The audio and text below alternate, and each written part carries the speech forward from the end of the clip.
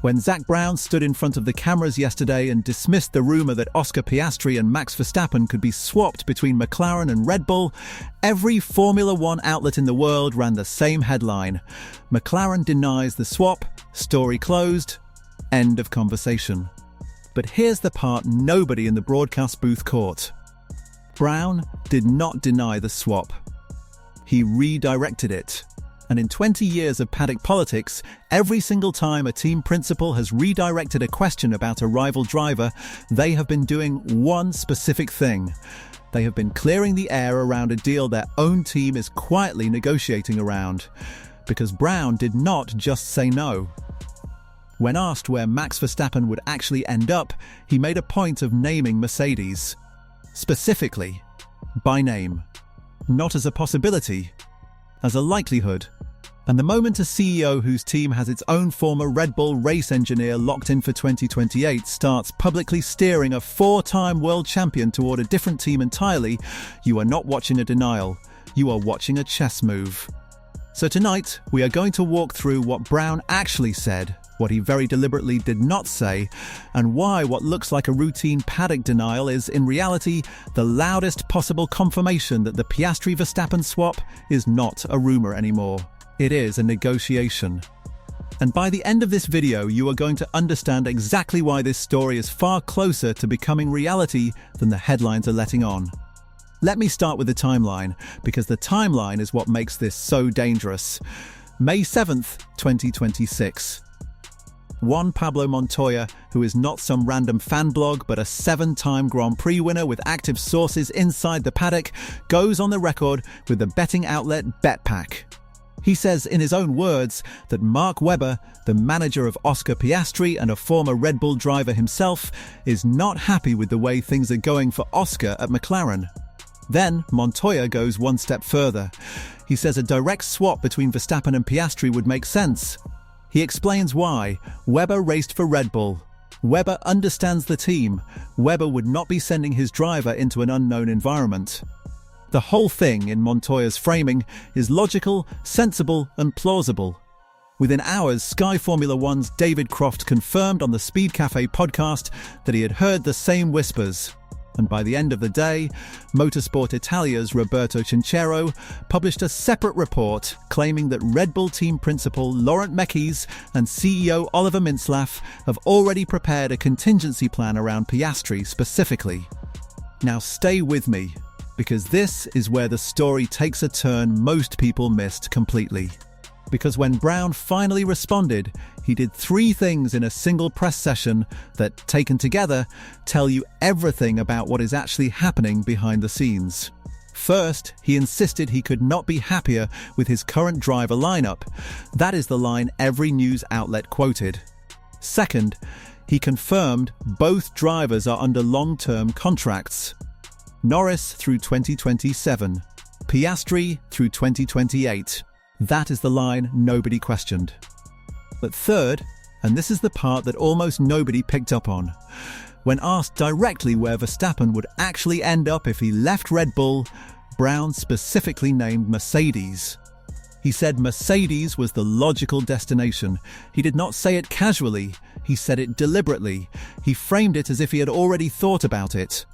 And the moment he did that, every experienced paddock journalist in that room should have started asking a different question.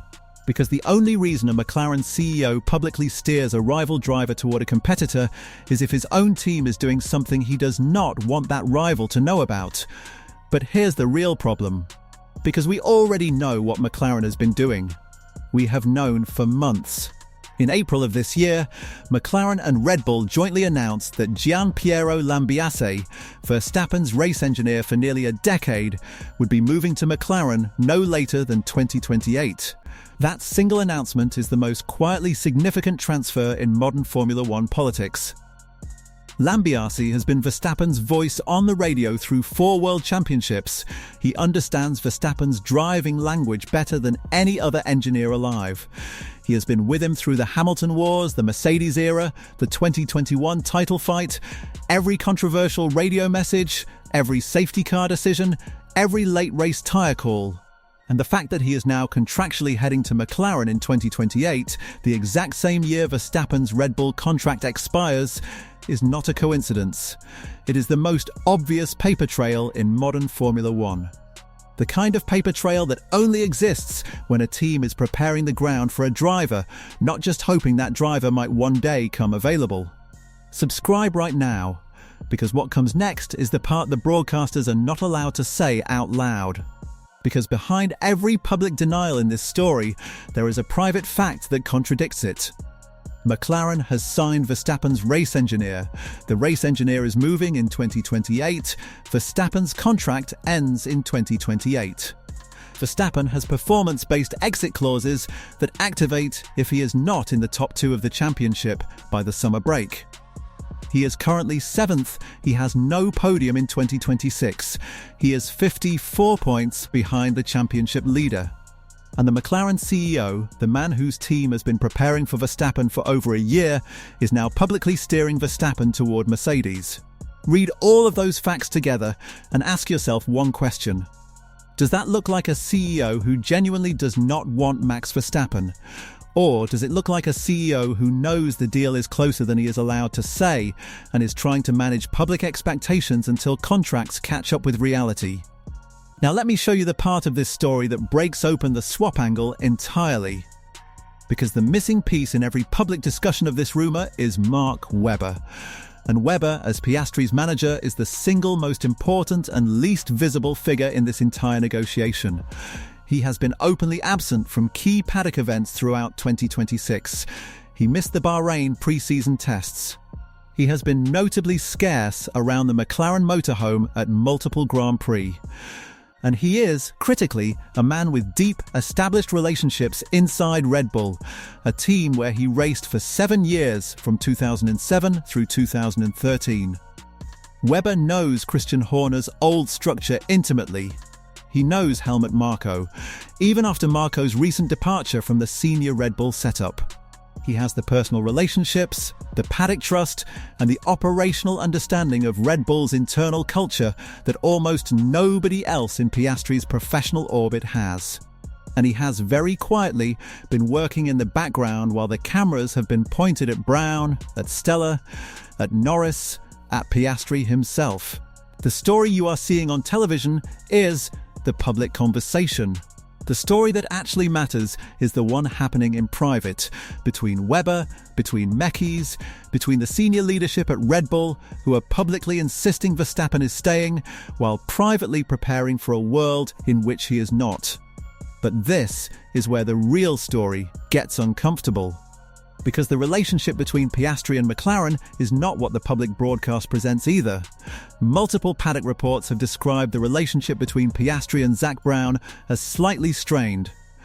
The strain dates back to the 2025 title fight, when Piastri and Norris went head-to-head for the World Championship, and McLaren's now infamous papaya rules, the team management approach that supposedly kept the drivers equal, was widely interpreted across the paddock as quietly favouring Norris. Norris won the championship. Piastri did not. And while the Australian has publicly remained professional, the people around him, the people advising him, the people negotiating his contracts have not forgotten what happened. Webber has not forgotten. And here is the question every experienced paddock observer is now asking quietly.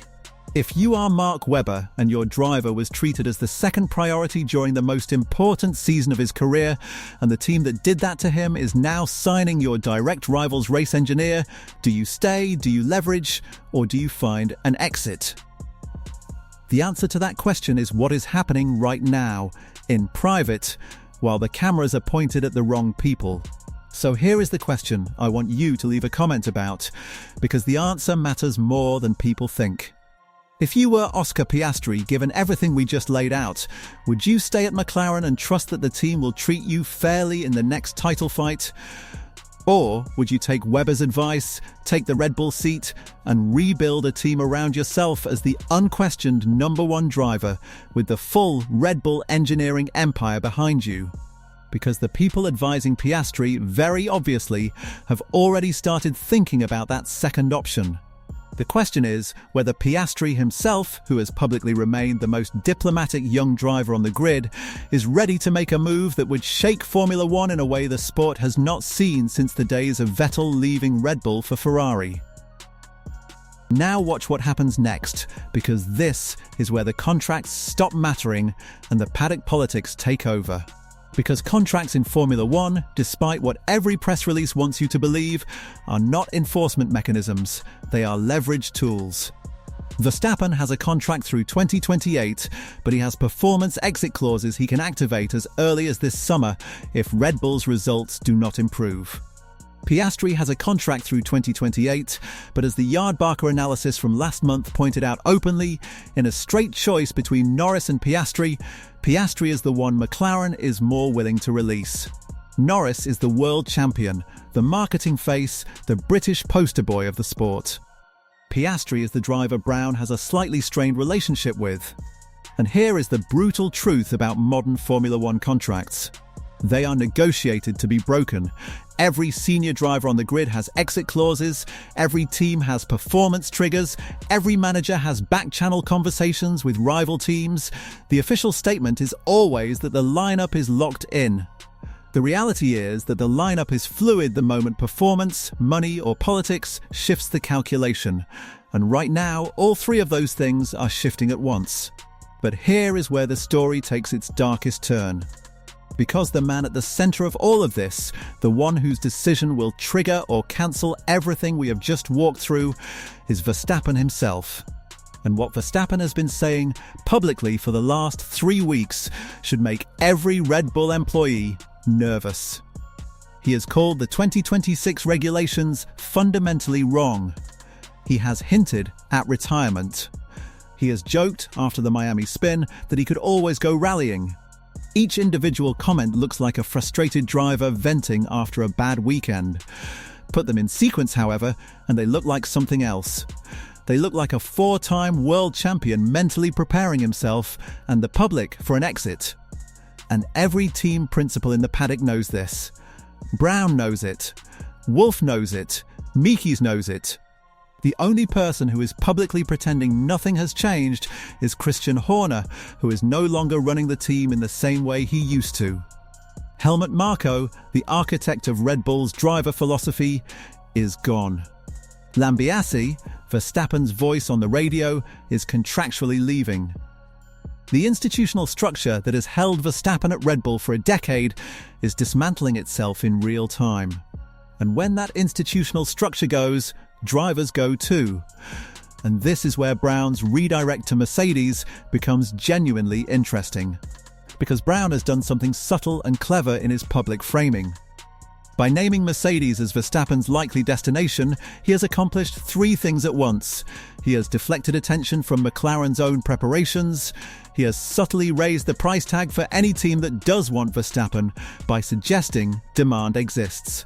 And he has positioned McLaren as the team that does not need Verstappen, which is precisely the position you want to be in when you are negotiating to actually get him.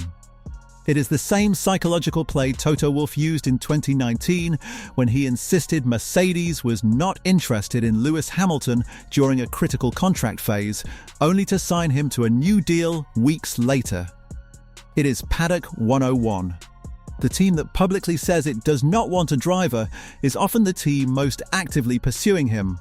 And the team that publicly redirects the conversation toward a competitor is often the team that has the most to lose if the truth comes out before the contracts are signed.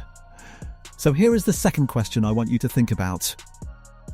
If you were Toto Wolff watching Brown publicly suggest that Verstappen will end up at Mercedes, would you take that as a compliment, or would you take it as a warning that Brown is using your team as a public smokescreen for his own deal? Because every move Brown made in that press session served McLaren's interests, and Mercedes' interests are the only ones that quietly suffered. But the deepest, strangest part of this whole story is what it tells us about where Formula One is actually headed. Because we are watching, in real time, the slow-motion dismantling of the Red Bull era. The team that defined the last 15 years of the sport is losing its drivers, its engineers, its institutional figures, and most dangerously, its narrative grip on the championship. Verstappen is publicly disengaged, Lambiase is contractually leaving, Marco is gone. Hadjar, the supposed future, is not yet ready to anchor a 2,000-employee operation, and the rivals who used to fear Red Bull are now actively planning what the post-Red Bull era looks like.